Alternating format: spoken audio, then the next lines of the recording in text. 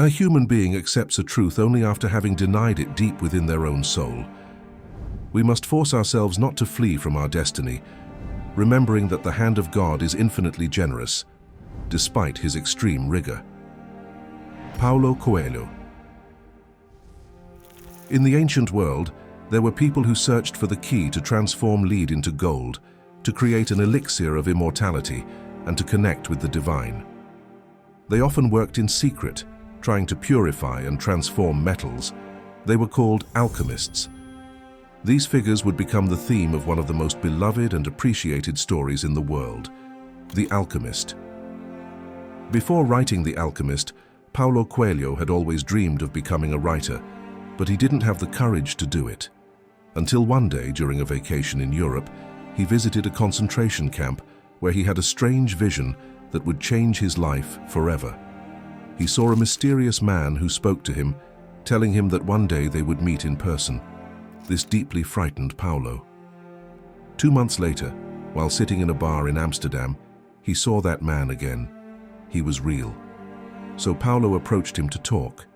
This led to a long conversation between the two, and that mysterious man eventually became Paulo's spiritual mentor and guide. It's a striking synchronicity, and to this day, Paulo has never revealed who that man was or any detail about his identity. Paulo decided he would write a symbolic book, a metaphor for his own life, and that book would become The Alchemist. The lesson that emerges from this magical and spiritual tale is to listen to our heart, because it knows all things. The story's protagonist is Santiago, a young Andalusian shepherd who, in search of a dreamed treasure, embarks on an adventurous journey. It is during this journey that, thanks to his encounter with the old alchemist, the boy climbs all the steps of the wisdom ladder. The mirage here is no longer just the mythical philosopher's stone of alchemy, but the achievement of complete harmony with the world through the understanding of those signs, those secrets that can only be perceived by rediscovering a universal language made of courage, trust, and wisdom, a language that mankind has long forgotten. The story begins when Santiago decides to spend the night in an old, abandoned, and crumbling church, inside of which grew a majestic sycamore tree. It is right there that Santiago recounts having had, for the second time, a particular dream. A child took him by the hand and led him in front of the pyramids of Egypt, whispering in his ear, "If you are able to make it here, you will discover a hidden treasure." However, on both occasions, just as the child was about to reveal the exact spot where the treasure was located, Santiago would wake up. One of the main themes of the book is the idea that signs and synchronicities are central to our lives. Swiss psychologist Carl Jung defined synchronicity as a meaningful coincidence in which two events are not linked by cause and effect, but by meaning. Synchronicity has the power to unite our inner experience with the external one, and even if you are a very rational person, it can still affect you in profound ways. This was something ancient people instinctively understood, the recognition that all of life is interconnected, that an infinite number of things are happening simultaneously in every single moment. And once that moment has passed, it will never occur again in the same way. Synchronicity cannot be understood solely through logic. It must be perceived intuitively. For example, one of the ways the ancient Greeks received signs and answers to their questions was by going to a marketplace, passing through the gate, and approaching a statue. They would whisper a question into the statue's ear, then cover their own ears to block out any external sound while walking back toward the gate. At the exact moment they reached it, they would uncover their ears. The first sounds they heard, whether a fragment of conversation, a bird's song, or the rustling of leaves, were considered the oracle's answer. It was believed that once a clear intention was set and the mind placed in a receptive state, the universe would speak directly to you through the everyday noise of the world. In other words, it would speak to you through synchronicity. In The Alchemist, synchronicity plays a fundamental role in Santiago's journey. In a scene early in the story, the young shepherd is on the verge of giving up on his dream of reaching the pyramids of Egypt. It is precisely at that moment that he meets a mysterious old man named Melchizedek, who claims to appear to people at the most delicate moments of their lives, especially when they are about to abandon their personal legend. Melchizedek tells a story about how, once, he appeared before a miner in the form of a stone. For 5 years, that miner had examined hundreds of thousands of stones in search of an emerald. He was just about to give up when, had he looked at just one more stone, he would have found his emerald. Melchizedek became a stone that rolled onto the miner's foot. Noticing it, and filled with all the anger and frustration of the 5 years he felt he had wasted, the miner kicked the stone away violently. He kicked it so hard that it struck and broke another stone, and inside it was the most beautiful emerald in the world. Melchizedek is a metaphor for the synchronicities that happen in our lives. He is the personification of the signs that surround us. If we have the patience and an open mind to observe them, these signs are subtle clues that confirm we are on the right path, and sometimes they can communicate things that, by all logic, we should not be able to know. A few days later, Santiago meets Melchizedek again, this time to say goodbye. The old man reminds him of the importance of paying attention to the signs that will appear along the way. At that very moment, a butterfly lands between them, fluttering lightly through the air. It's another synchronicity. But what does it mean? Butterflies are symbols of transformation. They begin their lives as eggs. They hatch and become caterpillars. They grow more and more until they eventually form a cocoon. It is an uncomfortable period of transition, but they emerge from it completely transformed, with the ability to fly.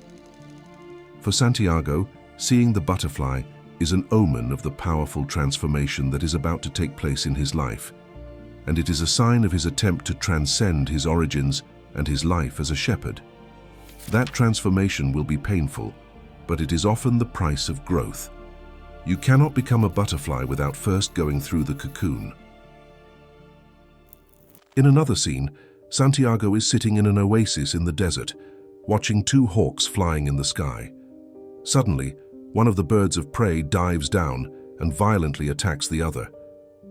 In that moment, Santiago has a sudden vision, an army of men on horseback, armed with swords, charging rapidly toward the oasis. The vision fades almost instantly, but it leaves Santiago deeply shaken. Following his intuition, he senses that what he saw was not imagination, but a real premonition of an impending attack. He remembers how Melchizedek had told him to always pay attention to the signs. Santiago decides to warn the others of the imminent attack. Although at first, Santiago's vision was met with skepticism, since according to tradition, desert oases were considered neutral territories, inviolable and protected from any attack, there was one man who took what the boy had seen very seriously. Why? Because he believed that every single thing on the face of the earth is capable of revealing the story of all things. According to him, you only had to open a book to any page, observe the palm of a person's hand, turn over a card, or follow the flight of birds. Whatever the method, it was possible to perceive a deep connection with the experience of the moment, a way to access what he called the soul of the world. That man doesn't use the term synchronicity, but he recognizes the power of meaningful coincidences to reveal insights and hidden understandings wherever they appear. And the soul of the world is very similar to what Carl Jung defined as the collective unconscious. Jung believed that life was not a series of random events, but that there existed a deeper order from which everything emerges and to which everything returns. This order connects us all in invisible and mysterious ways, and every part of the universe is reflected in every other part. According to Jung, our perception of being isolated and disconnected from the world is only an illusion. Every time we experience a synchronicity, what we witness is a brief but intense glimpse of those deep and invisible connections that exist constantly, even if we're not aware of them. It's like observing a chain of islands rising from the ocean. On the surface, they appear distant and separate. But if we could look beneath the water's surface, we would discover they are all connected by one vast, submerged mountain range. The climax of the story unfolds when Santiago meets the alchemist. By that point, The young man has already fallen in love with a woman he met in the desert oasis, Fatima. He has enough money to build a life with her, and so he begins to wonder whether he really needs to continue his journey toward the pyramids, or if it might be better to stay there, marry her, and build a future together. Santiago asks the alchemist a sincere question. What would happen if I decided to just stay here? The alchemist replies that he could indeed give up on his dream. If he did, he and Fatima would get married, and they would be very happy, for a year. But during the second year, Santiago would begin to remember the treasure hidden near the pyramids.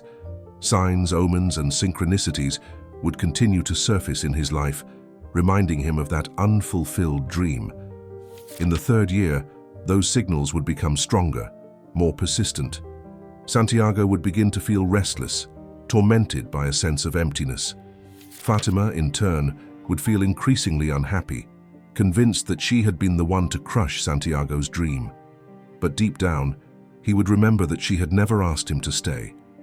And yet resentment would still begin to grow within him.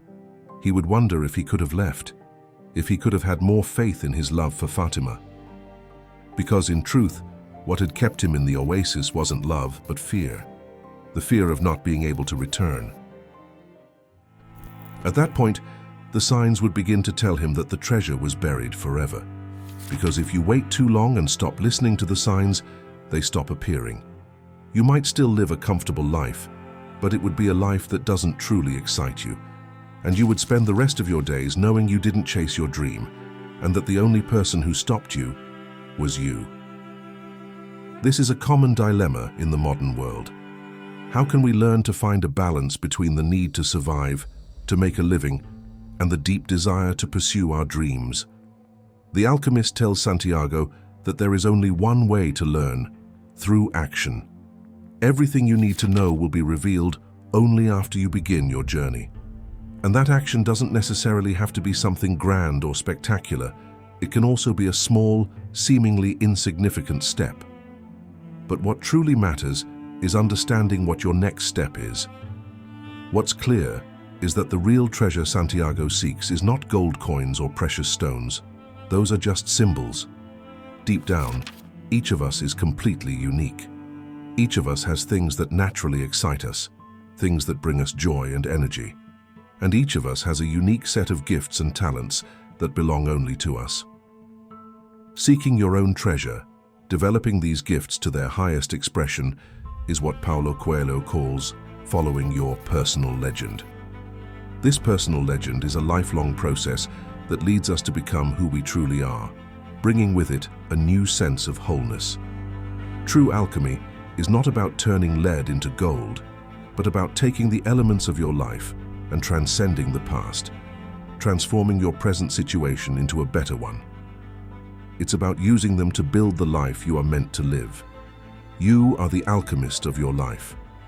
Santiago says to himself, "When I truly sought my treasure, every day was luminous, because I knew that every hour was a part of the dream that would lead me to it. I discovered things along the way that I would never have seen if I hadn't had the courage to try things that seemed impossible for a shepherd." And this is the message Paulo Coelho reminds us of throughout the story. When you want something with all your heart, the entire universe conspires to help you achieve it. But how can we become fluent in the language of the world? Simply by daring, daring, and daring again. If you are not afraid of the unknown will be kind to you.